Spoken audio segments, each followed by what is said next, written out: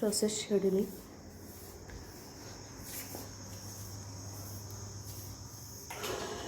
So first is CPU scheduling.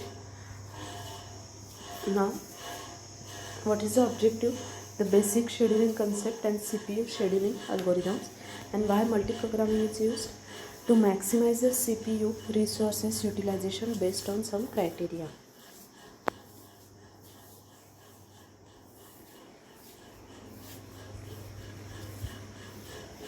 Next is first one is CPU scheduling. So process execution. So CPU bound programs tend to have a few very long CPU bursts. The input output bound program tend to have many very short CPU bursts. So here diagram is shown for that. So in process execution there are 2 points, that is CPU bound programs tend to have a few very long CPU bursts, and IO, that is input output IO bound programs tend to have many very short CPU bursts. Next, CPU scheduling means the distribution can help in selecting an appropriate CPU scheduling algorithm. So here diagram for this is shown here. The CPU scheduler means the selection of process for execution, a short-term scheduler. So here new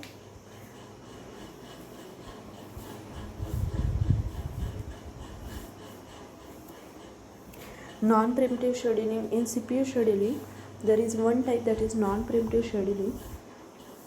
Non-preemptive scheduling means a running process keeps the CPU until it volunteers to release CPU. For example, input, output, or the termination.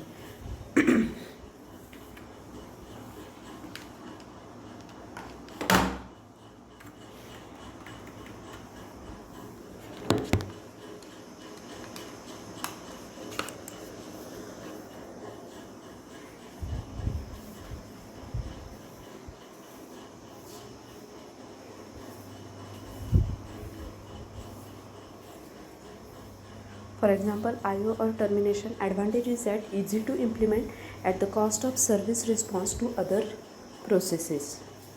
For example, Windows 3.1. Then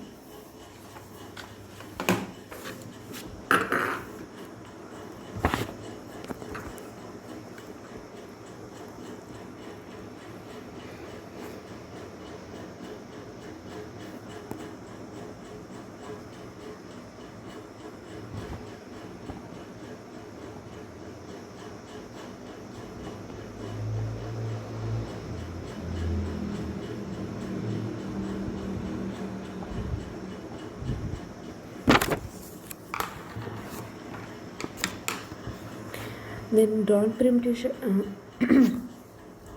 CPU scheduling, again primitive scheduling. Beside the instances from the non-preemptive scheduling, the CPU scheduling occurs whenever a process becomes ready or the running process leaves the running state. So issue involved is that protection of the resources such as input-output queues or the shared data, especially for multiprocessor or real-time system. So the synchronization, for example, interrupts and system calls.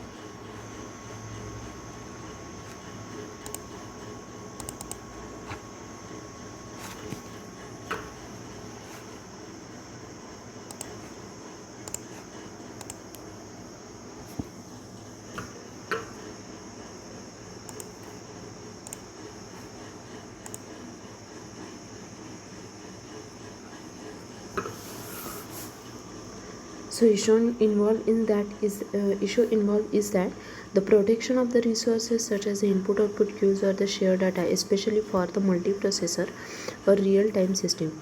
So synchronization, for example, interrupts and system calls. Next, CPU scheduling.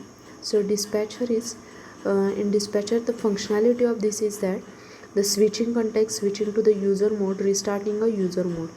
Next, dispatch latency. For that, stop a process, it must be fast, and start the process. Then next, scheduling criteria.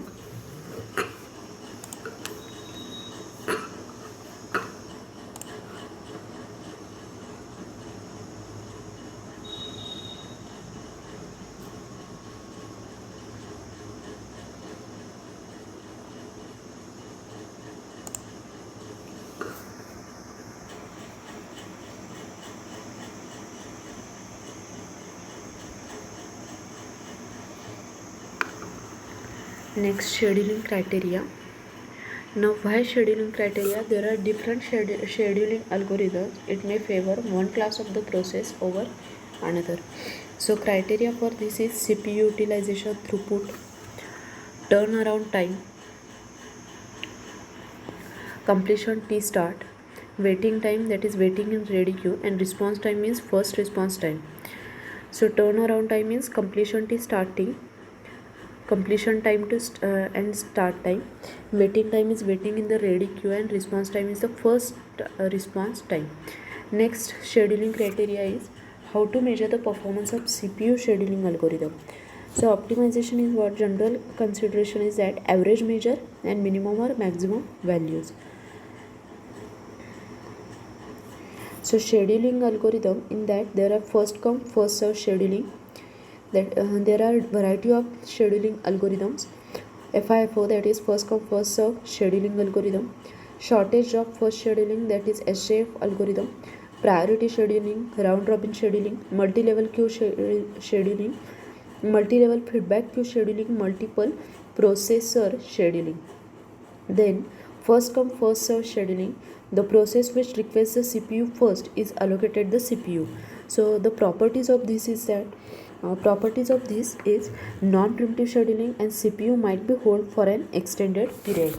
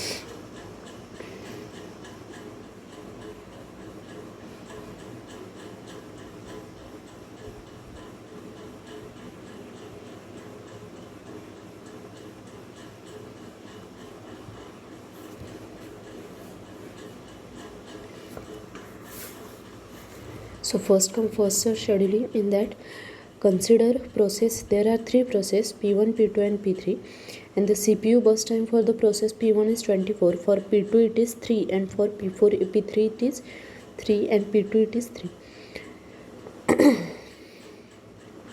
So average waiting time for this is 0 plus 24 plus 27 by 3, that is 17.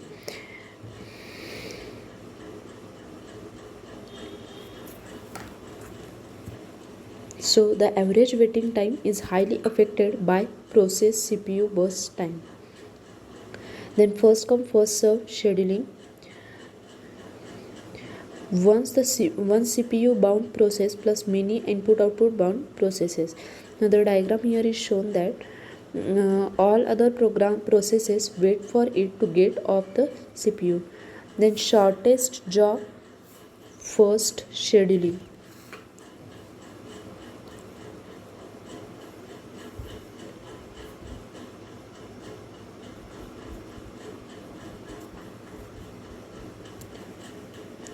Non-preemptive SJF, so shortest next CPU burst time.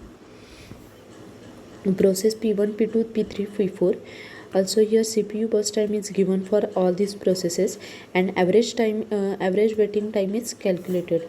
Then next is shortest job first scheduling. So non-preemptive SJF, that is shortest job first, it is optimal when processes are all ready at time 0. The minimum average waiting time, the prediction of the next CPU burst time, long-term scheduler, a specified amount at its submission time, short-term scheduler, exponential average, shortest job first scheduling, preemptive SJF, the shortest remaining. Here process P1, P2, P3, P4 is given.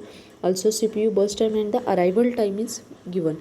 For process P1, CPU time is 8 and arrival time is 0.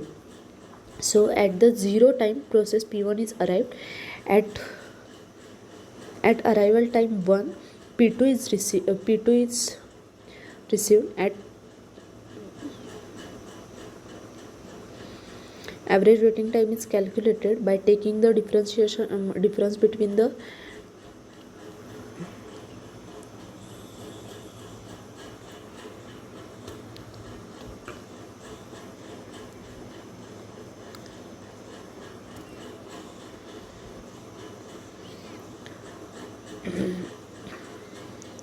then shortest of first scheduling. Here the diagram for this is given. For non-preemptive average waiting time and preemptive average waiting time is calculated. Then next is the priority scheduling. The CPU is assigned to process with the highest priority. The framework for the various scheduling algorithms. So FCFS, that is equal priority with tie breaking by CFS.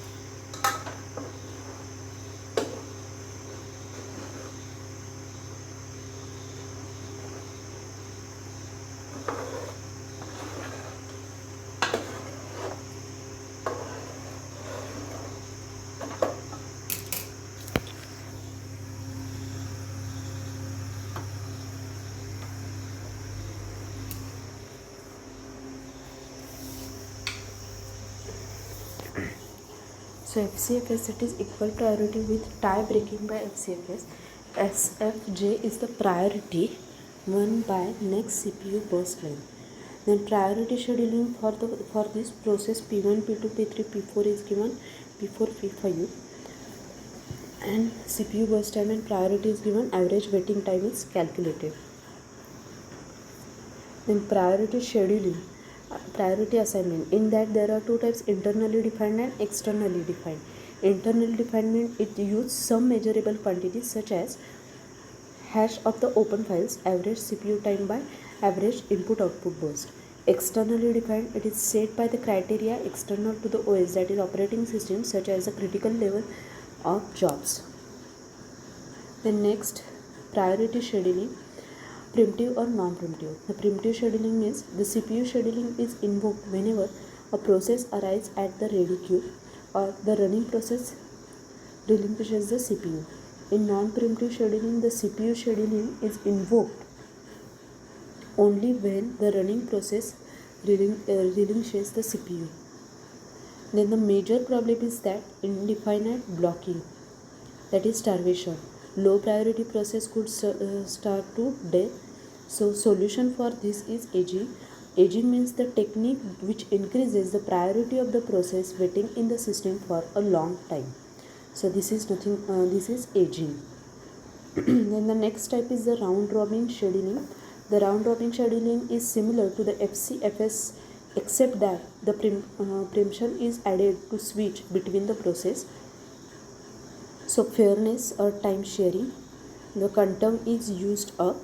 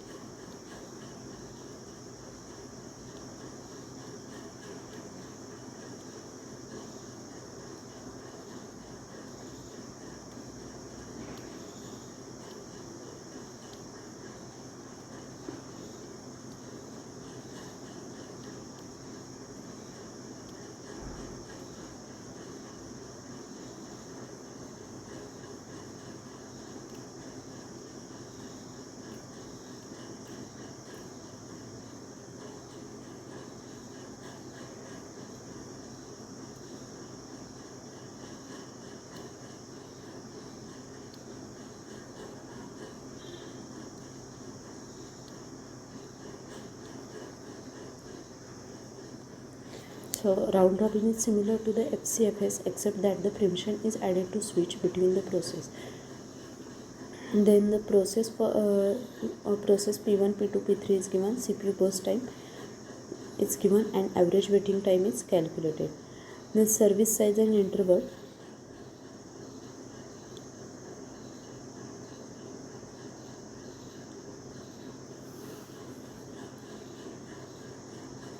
This slide shows the turnaround time calculation of this process P1, P2 and P3.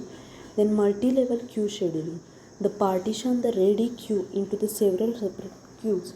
That is, the process can be classified into different groups and permanently assigned to one queue. That is system process, interactive process and batch process. So intra-queue scheduling, it is independent choice of the scheduling algorithm. And inter-queue scheduling means it has a fixed priority preemptive scheduling. For example, foreground queues always have a absolute priority over the background queues. And the time slice between the queues, for example, 80% CPU is given to the foreground process and 20% to the background process. The multi-level feedback queue scheduling means it is different from the multi-level queue scheduling by allowing process to migrate among queues. Configurable parameters, the scheduling algorithm for each queue, the method to determine when to upgrade a process to higher priority queues, the method to determine when to demo a process to a lower priority queue, the method to determine which queue a newly ready process will enter.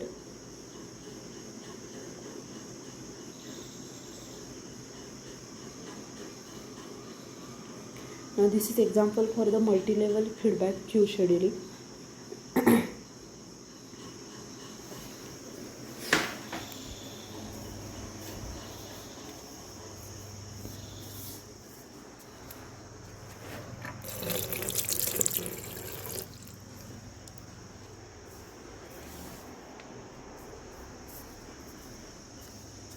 Then multiple processor scheduling. The CPU scheduling in a system with multiple CPU, a homogeneous system, the processes are identical in terms of their functionality, and heterogeneous system means the program must be compiled for the instructions on proper processors. Then multiple processor scheduling means load scheduling, load balancing, a queue for each processor, self-scheduling, symmetric processing, common ready queue for all process, self-scheduling, in that there is a need for synchronization to access common data structure, for example queues, and for master slave it is asymmetric multiprogramming, One processor accesses the system structure, so there is no need for the data sharing. Multiple processor scheduling, then in that load balancing means push migration and Linux and FreeBSD to both. So push migration means a specific task periodically check for the imbalance and migrate task, and pull migration, an idle processor pulls a waiting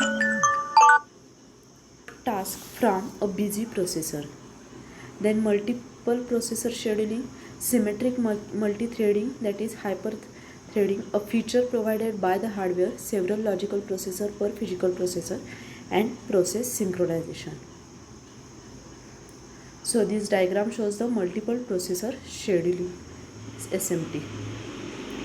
Operating system examples, the process local scheduling and system global scheduling. In process local scheduling, example is those for the user level threads, and the threads scheduling is done locally to each application. The system global scheduling, here example those for the kernel level, the kernel decides which thread to run. The operating system example, again priority based process scheduling, in that it is a real time system, time sharing and interactive.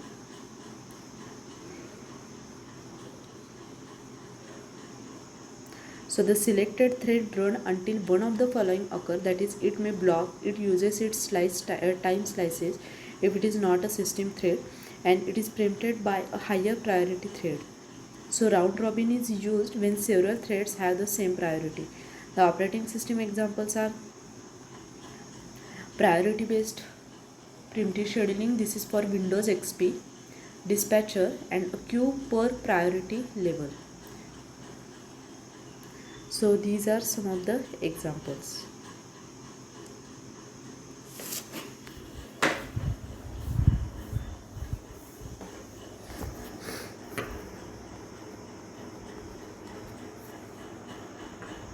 Thank you.